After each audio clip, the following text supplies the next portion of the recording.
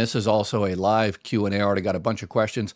I want to address one thing here. A lot of people said that there's another YouTube channel out there, and I monitor these other YouTube channels. There's a lot of people out there that give incorrect information, and there's more incorrect information out there again. Okay, so the new one is this is an old chestnut.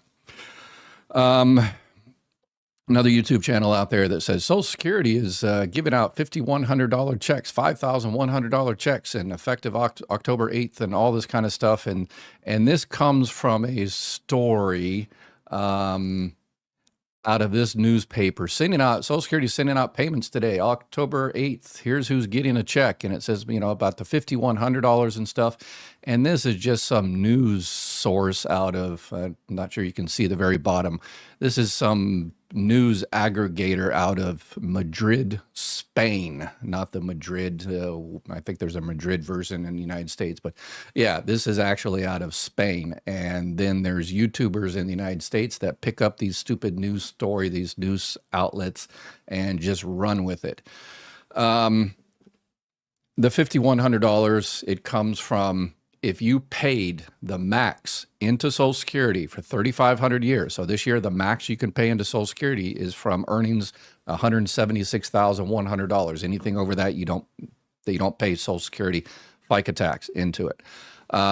So if you paid the max over 35 years, and you delayed your retirement benefits until 70 years old, then yeah, you're going to receive a check this month for about $5,100, and last month and next month. And so I guess they're going to do another story next month about CMS announced checks are going out for $5,100. Yes, to those few people that maxed out their earnings for 35 years and waited. So come on, people out there in social media land, stop it.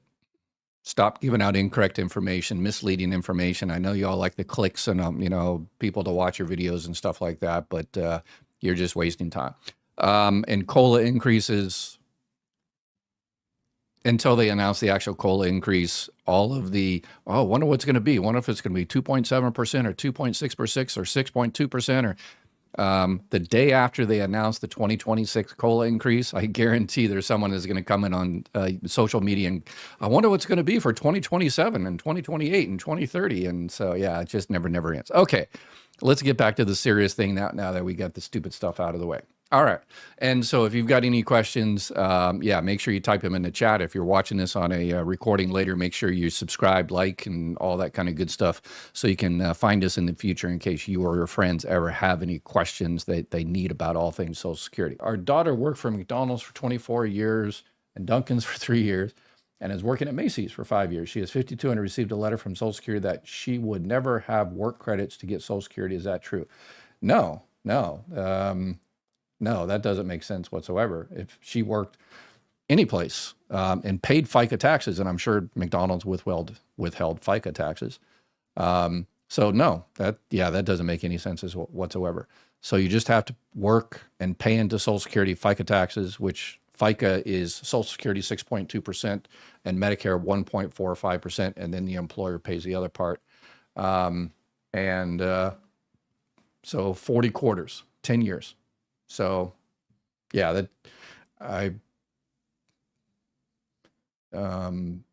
maybe, okay. The only thing I can think here is either this is a scam letter or, Raymond, did your daughter file for disability benefits? That's probably the case, because when you file for disability benefits, you need to meet two insured statuses. You need to be insured that you actually paid into the system, and she did, period, end of story. But in order to get disability benefits, you also have to have paid into the system any five out of the last 10 years. So maybe, she worked quite a while ago and she hasn't worked since, and therefore she is not what's called currently insured. You had to work 5 out of the last 10 years. So possibly that's what it is. There's a couple of things I would do. Number one is I would have her check her earnings record that Social Security has to make sure that's correct, because they might say, oh, okay, yeah, she worked 4 out of the last 10 years, and therefore she's missing 4 quarters, 1 year. And then she looks at her earnings record and says, oh, they forgot to add my, that year at Dunkin' Donuts there. They forgot to add that. And then they add that, and now she's insured. So yeah, for disability, you have to meet 2 insured statuses. For regular SSDI, if she's disabled, she can also apply for SSI, which you don't need to be insured for. That's the Supplemental Security Income Welfare-Based Program. But you have to have low income, low resources because it's a needs-based program. So I would definitely help her out with that. So Raymond, thank you out for helping your family. Check on that with her and then come back here, or better yet, to get a longer question, go on, you see the video questions I answered, go on to my website, mygovexpert.com, and you can't see it, but in the bottom left here, there's a little camera icon. You press that and you can record a video like those other people recorded a video, and let us know the rest of the story, as Paul Harvey used to say. Let us know the rest of the story, and if you need any other help, we're here to help you out. So let's see. R Flowers, 64, receiving Social Security since June on my account. My ex passed in August. Is it okay to repay and change to X so I can get mine grow to 67 and 70 since June? Yes, you can. Wow. R Flowers has a PhD in Social Security. Yeah, you filed for benefits on your record, and unfortunately your ex, anyway, anybody passes away, it's unfortunate. So, but you're eligible for benefits on that person's record. You were married to that person for 10 years, and now you're entitled to surviving spouse benefits. So yes, you can withdraw your application. So you fill out a SSA 561. You say, I want to withdraw the application, and it's a 2-step process. You withdraw your application, and then they send you the bill that says how much you have to pay back. You pay that money back, and then so it's like it never happened. You never filed for benefits. You can do this within 1 year. So you filed in June, so you're in perfect time. So it's like you never filed. And then you walk into the Social Security the next day, or go online the next day and file for surviving benefits. And you get surviving spouse benefits, and you haven't touched yours, and your benefit will continue to increase. Good job. I like it. There's so many people that miss that. So many people that, are not getting the benefits they're eligible for, entitled to, need, because they don't have a PhD in Social Security like R Flowers there. So, and now R Flowers, your job is to go out there and spread the news, right? Always appeal, apply for benefits. Worst case scenario, you won't get what you already don't have. As a fact. Music rocks. Thank you, son, Doc, Ed, and wife, for caring so much for us Social Security people that so desperately need the truth to make our best decisions for our lives. Oh, thank you. I appreciate it. Yeah, it's just not me. It's everybody else out there that goes out there and helps other people. So you guys are awesome. Thank you so much for answering my question. I keep folks informed who can't watch. However, I always tell them to watch you. We appreciate your son, Pitt and Chap. All right, good deal. Appreciate it. Thank you. I think I've got one more video question. No, I answered all the video questions. Never mind. So, all right, let's see if I got any new people. Mom has dementia, has insurance through husband's county job, now needs dental. How to find insurance? Yeah, just contact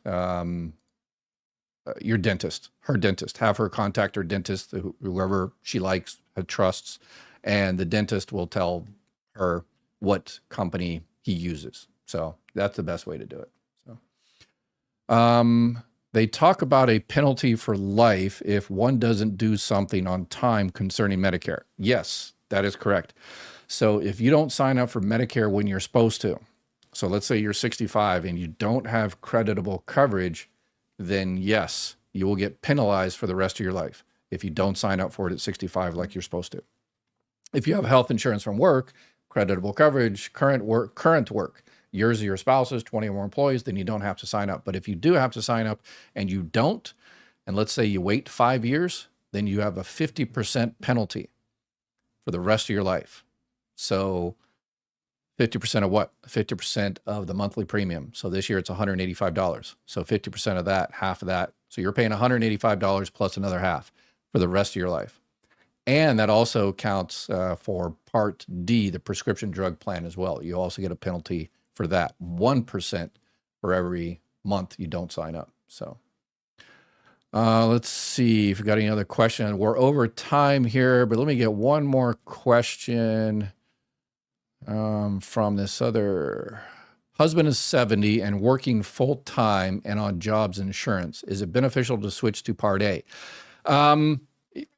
It's zero premium.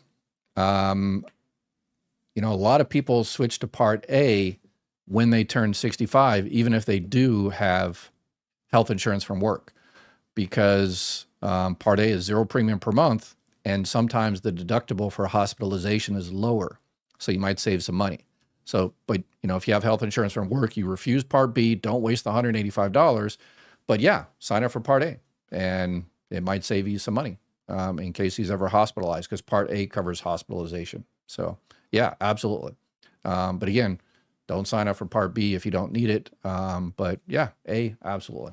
All right, we are out of time. We've gone over. I appreciate y'all. Thank you for looking out for everybody else. I'll be back again tomorrow. If I didn't get to your question, record a video, come back and join me tomorrow, 3 o'clock West Coast time, 6 o'clock East Coast time, and I'll do a topic of the day and answer a whole bunch of more questions.